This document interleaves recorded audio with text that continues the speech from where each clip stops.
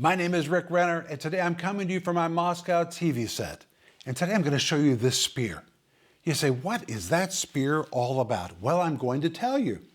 In Ephesians chapter 6, the Apostle Paul describes the whole armor of God. Every Roman soldier carried 7 pieces of weaponry. 6 of them are very identifiable in Ephesians chapter 6, but it seems that one piece is missing. There's no mention of the spear.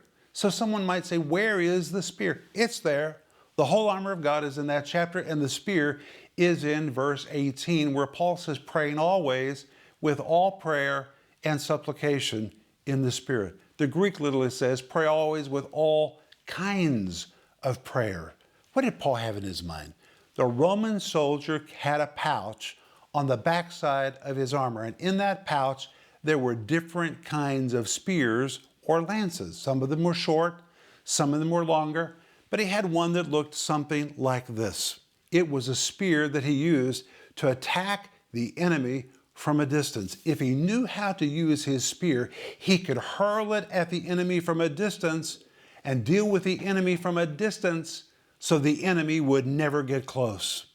I call this our spear of influence. Our spear of influence. Now, what's fascinating to me is that the Roman soldier had different kinds of spears. He had shorter spears, he had mid-range spears, he had a spear like this. He even had one spear that, if it was fully assembled, was about 24 feet long. You say, how could you have a spear that is 24 feet long? It's like some men who fish with a very long fishing pole that they have to assemble. That long spear had to be assembled on the spot, but there were different spears for different events and different circumstances. In the same way, Paul says, praying always with all prayer. The Greek literally says, with all kinds of prayer. One prayer does not fit all. There's all kinds of prayers. But God has given them all to us.